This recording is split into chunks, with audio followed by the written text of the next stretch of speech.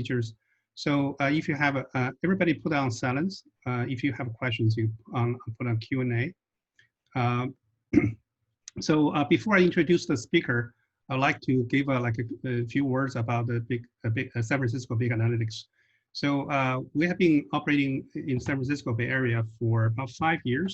So we have about 5 organizers from different companies, as Lyft, Salesforce, Apple, and myself working as director of data science engineering GoPro. So basically, all the events we organize is really directly related to our daily work, and basically we're interested in big analytics, certain analytics projects, or machine learning projects, or data infrastructures. And so the end-to-end pipelines, whether it's a Spark, streamings, all that stuff. So that you can see that directly related to the talks. So for today, we have 2 exciting talks, and one is from Google, the other one is from Streamlit. The first talk is from James. James, let me just go through there. James is a software engineer at this Google's People and AI Research Initiative. So he built open source tools and conduct researches. I actually come across, the tools that James built about 2 years ago when they first open source the Facet. About there's 2 projects that they, and Jim's going to get more details about it. So so without further ado, let Jim to share the screen and start the talk.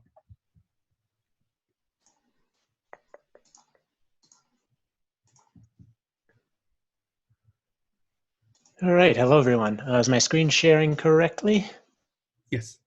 All right, great. Yep, thanks for the introduction. I'm James Wexler. I'm from the People Plus AI research team at Google. Who I'm presenting is just our pair homepage, pair.withgoogle.com. The idea behind the team, which has been around for some number of years now, maybe 3 years or so, I don't even remember, is to basically make the partnership between humans and AI more productive, enjoyable, and fair. What that means is that we're a cross-disciplinary team. People like myself who are software developers, also research scientists working in machine learning and model understanding and fairness, along with designers that work on, and UX researchers and artists. It's a big group. We're based out of the Boston office, although we also have people in Seattle and Mountain View and now Europe and New York and everywhere else.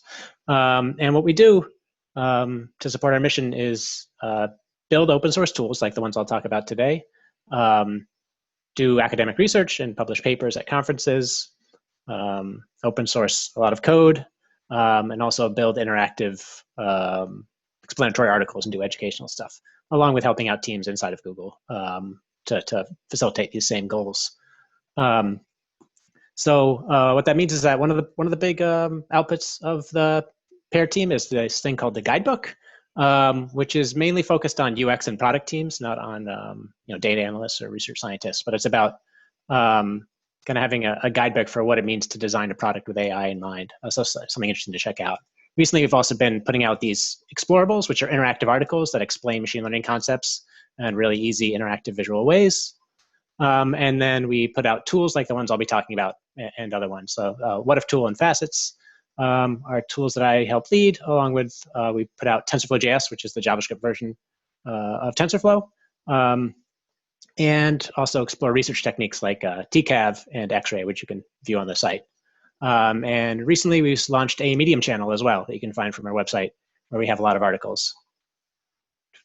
So in terms of the tools I'll be talking about, Facets and the What-If tool, the idea behind Facets, which came about years ago, was basically as part of a sprint that my team was working on, where we try and do these prototyping sprints every year for a few weeks, come up with an interesting way to visualize machine learning data sets, to look for things like bias and issues, unexpected feature values in a very visual way.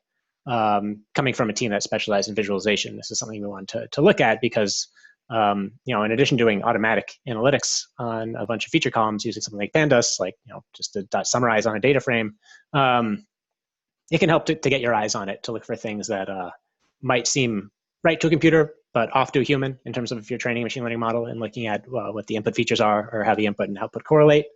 So what we built was 2 sets of visualizations, one called Facets Overview and one called Facets Dive, that are basically the JavaScript visualizations. They run on the browser, and they work at 2 levels. Overview basically takes your data set, looking at it feature by feature. If you imagine it as a spreadsheet, look at each column and just break down what's going on in each column in terms of distributions, interesting values, strange things that are happening. It gives you a nice visual overview that you can interact with. And on our website, if you just go to facets.dev, you'll be redirected to it. We have some interactive demos of it running on the UCI census data set.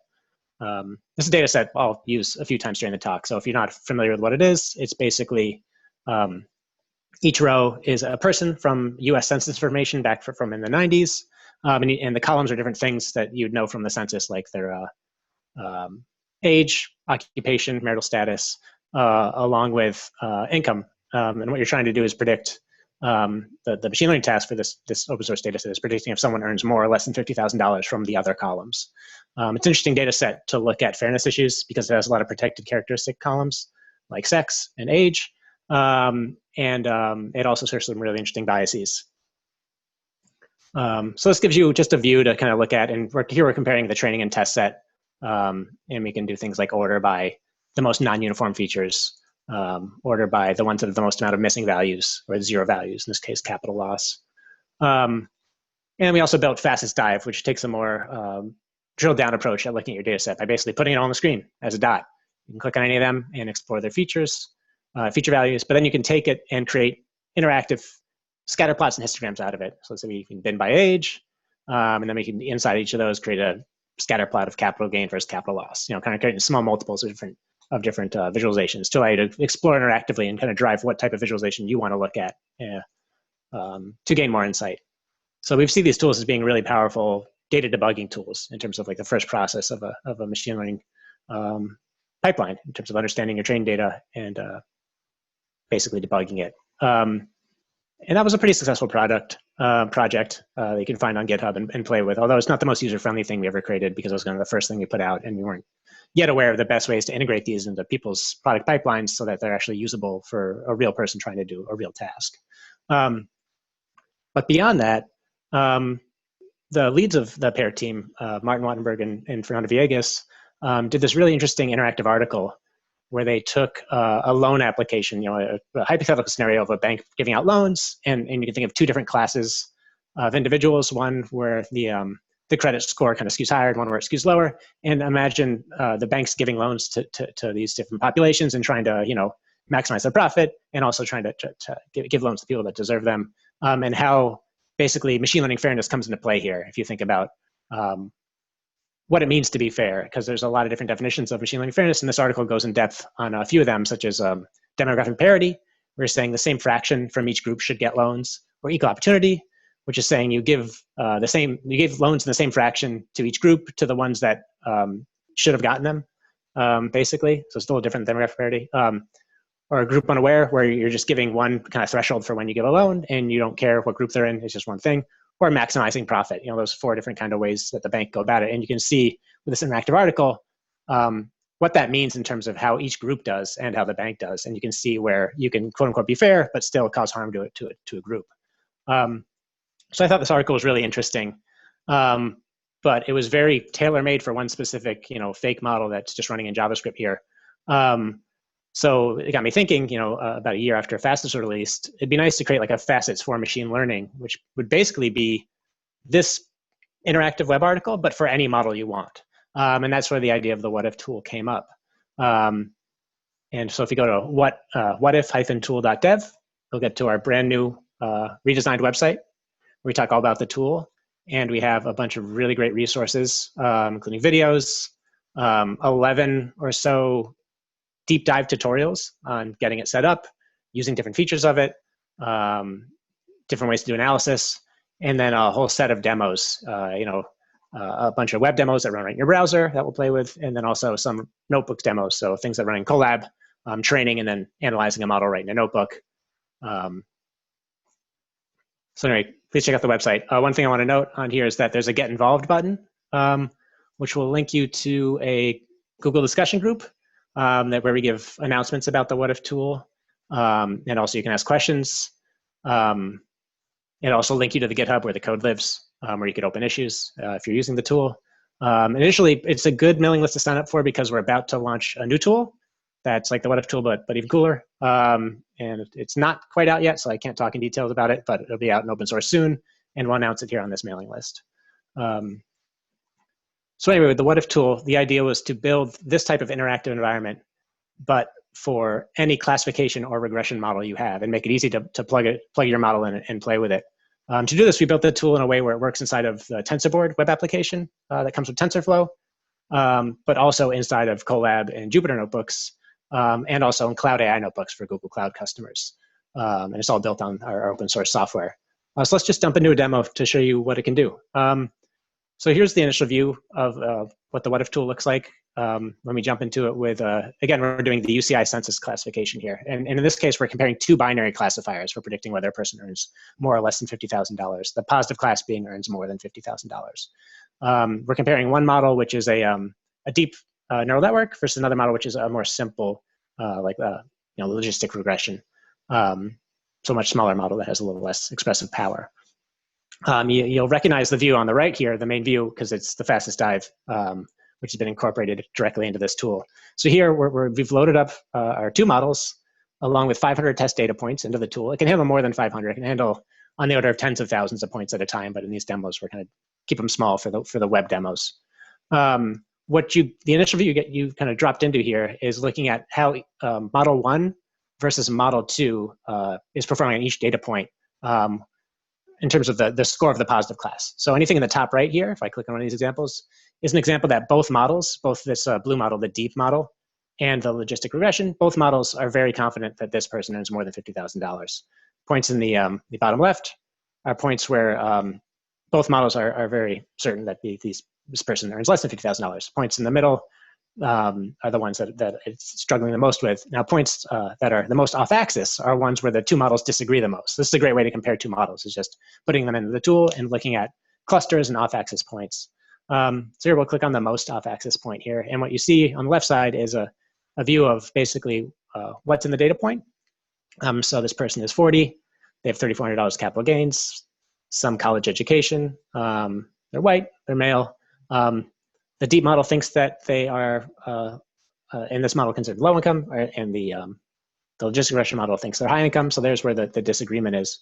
Now we could go in here and just change things by hand. I could change their hours per week to 40 and predict and see what that does. So I'm just kind of manually adding a data point and seeing what happens. That's kind of where the name the What-If tool came from, is the idea that we can just basically poke and prod and ask what-if questions of a model, a black box model too. We don't need visibility into the insides of this model to use this tool. We just need to be able to provide inputs and get back outputs.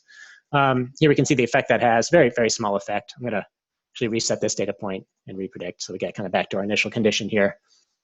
But beyond just playing by hand and just kind of poking around and seeing what happens, we could take a more principled approach and use partial dependence plots, where you're basically taking this data point, holding everything else steady, and altering one feature at a time, kind of from min to max or between all the categorical values, and seeing how that changes the prediction on the two models.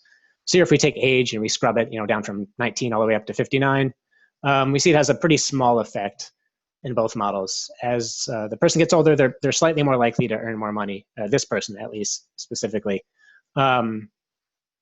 But it doesn't seem to have a huge effect. One thing we can do here in the What-If tool is just sort by variation, where it's going to look at all those different partial dependence plots, kind of calculating them on the fly by querying the model with a bunch of hypothetical data points, and then ordering them by the one that has the largest difference over the y-axis.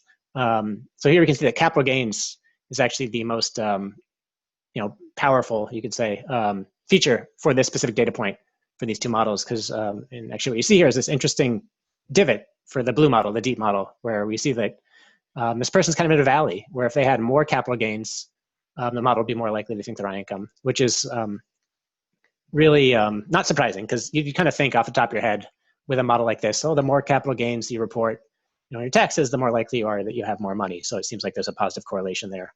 But the interesting thing here is that it's not monotonistic. It actually, for the deep model, if we report less capital gains, it's also increasing the chance of being high income. So we're in this weird valley where we're going to be considered low income as this person. But the logistic regression model, which is, can't model that type of complex behavior between the two variables, just has monotonically increasing basically as you have more capital gains, you're more likely to be high income.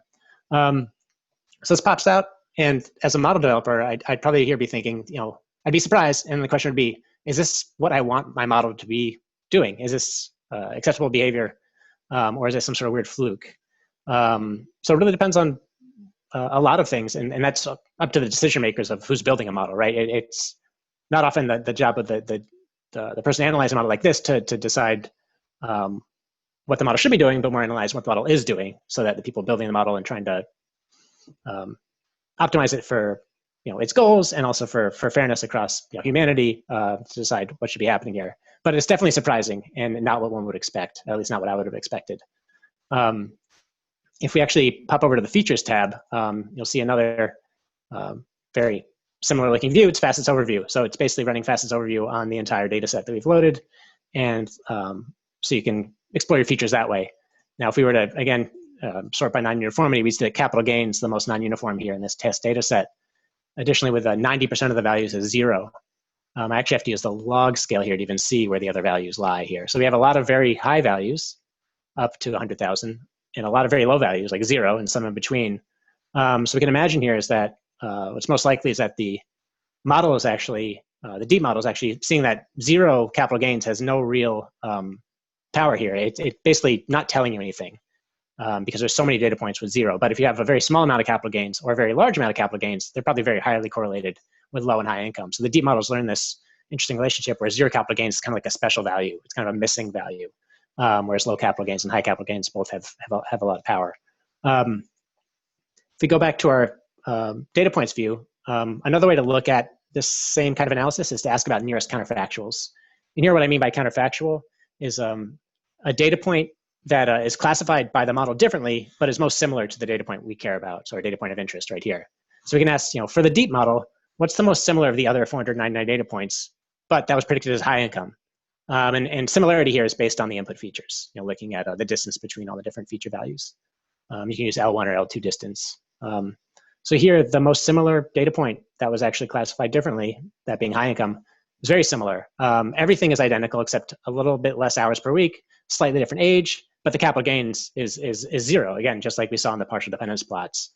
So this is kind of backing up the analysis we did in the partial dependence plots with a real data point that also has the same behavior. So one thing with the partial dependence plots is you can end up in a point where your model is doing something interesting, but it's not a realistic scenario because maybe changing just one feature realistically would have downstream effects on some of the other features. They're correlated, but when you change one at a time, you don't get that real relationship. But here we can see an actual real data point in our small test data set that's exhibiting the same behavior here. So something that a model developer and a team deploying a model would want to look at. Now, if we hop over to the performance fairness tab, this tab is a bit different here, and we're looking at analysis from a whole data set point of view at this point. So instead of diving into individual data points, we're looking at our performance across all 500 of the data points. So we get a ROC curve showing us our true positive rate versus false positive rate, depending on where we set our positive classification threshold. So by default, we're having the model say, well, if the score is over 0.5 for high income, then we'll consider that person high income. We're basically rounding to the highest class. But of course, with a binary classifier, we don't have to do that. We can make the model more restrictive in terms of what it considers to be in the positive class, or a little bit more permissive about what it puts in the positive class. And here's a good way to kind of explore interactively and see how that affects my accuracy, all the different boxes in my confusion matrix to see where I'm getting my different errors, along with F1 and accuracy over here on the right. So we can play around here and see what's going on. We could also ask the tool to find the optimal threshold given these 500 test data points. So in this case, given a cost ratio of 1, meaning we care about false positives and false negatives the same amount, we want to penalize them the same in terms of what we want the model to do. In this case, we could see that the optimal threshold for the deep model is actually 0.4, so it'd be a little more permissive. In that case, you'll get 86% accuracy on this model with this data set. We can see where errors lie in those cases. That being said, oftentimes what you really care about, actually before I get there, let's talk a bit about cost ratio. So with the cost ratio here, I said that, given the cost ratio of 1, meaning we care about false positives and false negatives, the same amount, that's usually not the case when you're actually deploying a model. Depending on what you're doing, if you're doing first stage cancer screening, you probably want more false positives, which can then be followed up with another diagnostic, which could then rule that out instead of missing an important cancer. Where if you're doing face unlock on a phone, maybe false negatives be penalized more. So it really depends on what the downstream task is. But we can change that right here in the browser and say, let's penalize false positives more, and then ask what the optimal decision threshold is in that point. Not surprisingly, that means we're going to raise our threshold to make it a little more restrictive, to have less things enter the positive class. We'll see our accuracy goes down, but our false positives plummet, and that gives us kind of the optimal thing we can do in this case. But since I mentioned the pair team, and one thing we care deeply about is fairness, and a lot of our research focuses around that. When you're analyzing a model like this, especially one that's people-focused, as this one is, where you chose a person, you don't want to just analyze by overall accuracy or amount of errors. You want to look at how we're performing across different slices of humanity to make sure we're not treating different groups of people unfairly, depending on what definition of fairness you're trying to optimize for, because mathematically we can define that a lot of different ways. And one interesting caveat there is that fairness is more important than just a mathematical property that we're optimizing here in a simple tool online. When we think about deploying models in the real world, we need to think about fairness beyond just what these models are doing, and the error rates. We need to think about actual impact downstream on people's lives for a long term. But again, this tool is more focused just on these error rates and metrics. So if we slice our data set by sex. In this data set, we have male and female. We can see that we have 339 of the 500 that are male, 161 that are female. And now we can see broken down, we get a different set of confusion matrices and stats and plots for males versus females. Additionally, we can slice by a second category to do intersectional analysis. So we can slice by like sex and race and get male Caucasian, male African-American, and so on. But let's just do a single slice analysis for now. So if we look at these two different subgroups, we see that accuracy is higher on the female group with these two models on this test, 500 test data points, 93 versus 81. That being said, if we come and look at the confusion matrix and kind of dive a little deeper into this, we see that if we look at the actual yes, so the people in the data set, the test data set, they were labeled as high income. We have about 28% for male and only 11% for female. So there's a huge imbalance in this data set. That's one of the things that's interesting and scary about this UCI census data set is it's from, I think 30 years ago at this point. Demographics have shifted a lot. It's also from a very specific part of the US and is not global in any way. And so we have this really huge imbalance between who is high income, between males and females in the ground truth of this data set. So that's going to lead our model to also predict at different rates. So here we're seeing the model, deep model predicting high income males at 20% of the time, females at 8% of the time. So if you imagine if someone were using this hypothetically for like bank loans, which we're not going to do because it's a terrible data set and idea, we'd be giving loans to females at a much smaller percentage, which in addition to ethical concerns, also probably has legal concerns in the United States. One thing we could ask is, what if we wanted demographic parity between these two groups? So given the model that's already been trained, how could we adjust the threshold so that a similar percentage of men and women are granted loans? So we can just ask the tool that. Again, based on our cost ratio, what is the best possible thresholds to gain demographic parity between these two groups? And the tool will do some calculation. And we'll see that if we raise the male threshold to 0.77 and lower the female threshold to 0.37, now we get predicted yes about 10% of the time for both groups. Now what that's going to do is give us demographic parity in this case, but a lot of false negatives in the male group, where we're basically being more restrictive, and the accuracy is obviously going down as a part of that. So there's obviously trade-offs with a flawed model and data set like this when trying to optimize for fairness, any specific of these fairness metrics. We could also ask instead for equal accuracy between the two groups and see what that would do. And we get a different answer here in terms of what is optimal thresholds. And next to each of these different buttons is an explanation of how that button works and what it's optimizing for exactly. So that's another thing we built in the tool is kind of these info boxes all over the place to kind of do inline documentation. which we found to be really helpful, along with a link right here to all of our tutorials. So that's the basic idea behind the What-If tool. If we go back to the overall plot here, again, since this is fastest dive, we can do more interesting things like turn off our scatter plots and start to do, correctness confusion matrices between model 1 and model 2 to look for places where they disagree and kind of dive into those data points and look at counterfactuals. So there's a lot of power to poking around in a tool like this. And in addition to the What-If tool, there's a lot of great tools out there that are similar to this, that do excellent work. I know Uber put out Manifold a few years back around the same time as the What-If tool. Microsoft's been looking into the space as well. And there's also analysis that can be done offline for larger data sets using tools like TensorFlow's model analysis, TFMA, which is part of the TFX suite of open source tools, where you're doing a similar analysis on your entire data set, which could be tens of millions of points. But that's more of a tool that runs offline. You wait for it to finish, and then you look at some static graphs. So I think there's a lot of value in having interactive tools to allow you to dive in live and play with things and edit and see real live inferences happen right in the browser, and then other sets of tools that kind of run offline and can do a larger scale analysis. In fact, with the TensorFlow model analysis, they have this visualization called fairness indicators, where you run offline. It does some of the same concept here of slicing your data set by a bunch of features and looking at where there's the biggest disparity in performance between some slice and some other slice, and kind of putting those in a nice interactive chart. And we've since hooked up those two visualizations. So inside like a Colab or Jupyter notebook, you can run fairness indicators, find a slice that's misperforming, and then click a button and explore it immediately in the What-If tool. So it'll load up that same model in the What-If tool with just that slice of data or a sample from that slice of data. So you can play around more. So kind of bridging the gap between offline analysis on large data sets and interactive analysis on subsets, which we think is really powerful. Now let me jump over to one of our Colab demos.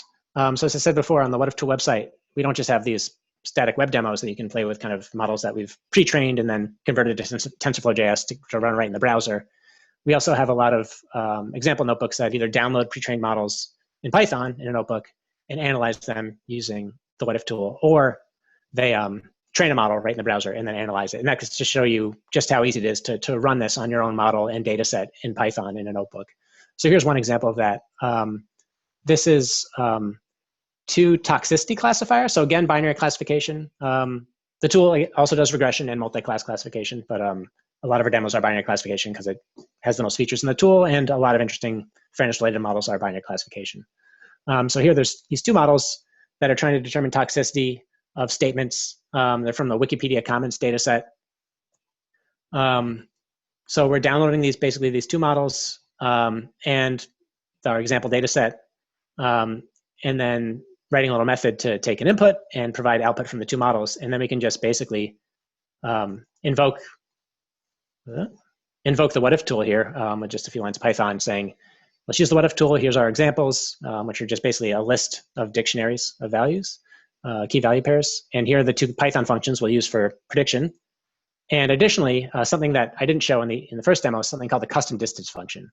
So in the case of calculating counterfactuals, what we do in the tool is just kind of by default, just look at feature by feature, the distance between any two feature values. So if it's numeric, we're looking at standard deviations. If it's categorical, we're looking at an entropy value. If it's unique text, there's nothing we can do in the tool because it's hard for us to infer what that means since we're treating the model as a black box.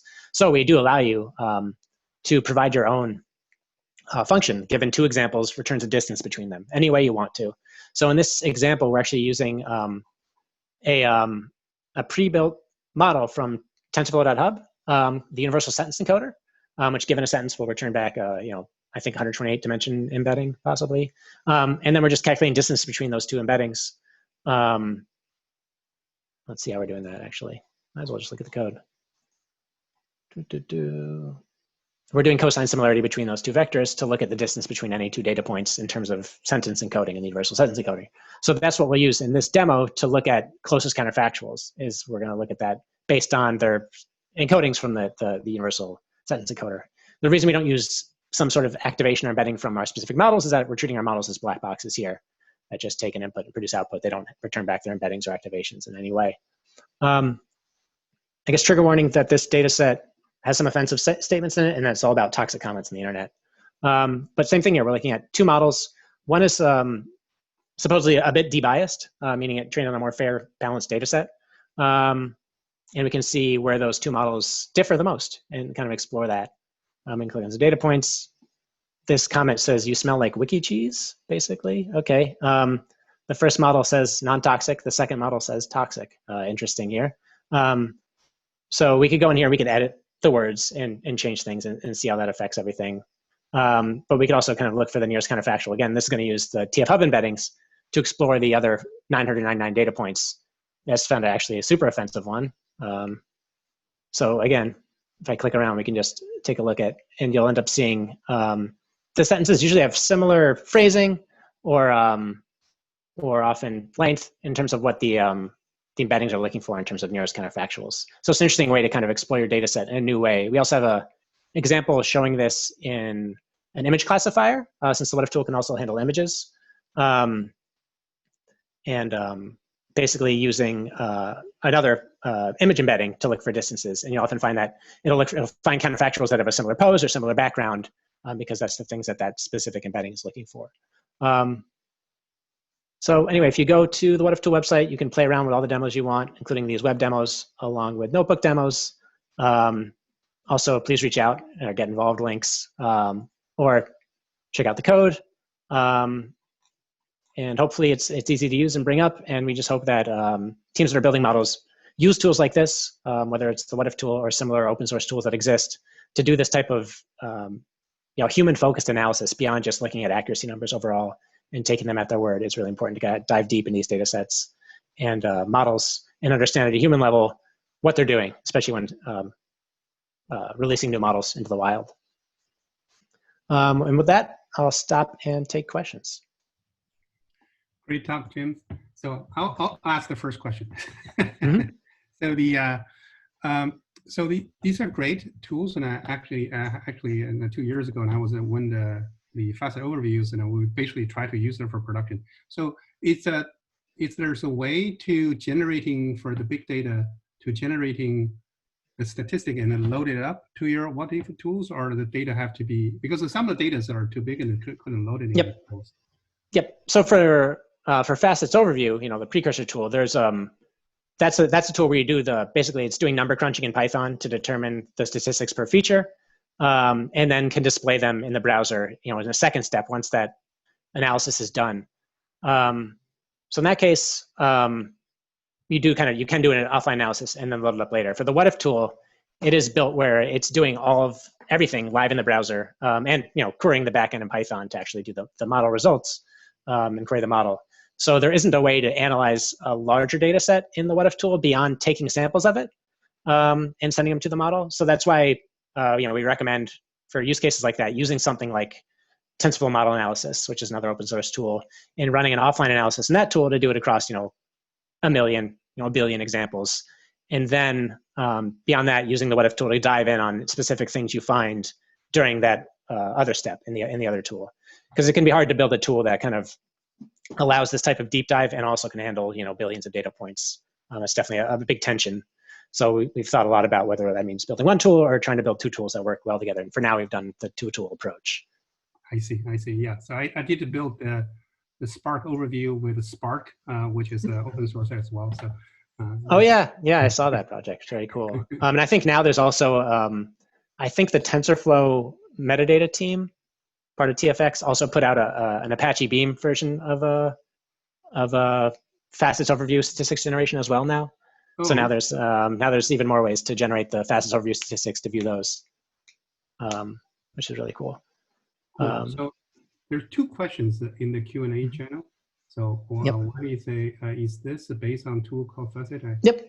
Yeah. So we previously built Facets Dive and Facets Overview, and so the What-If tool is based on Facets, basically taking it and expanding it to work with models as well as just data sets.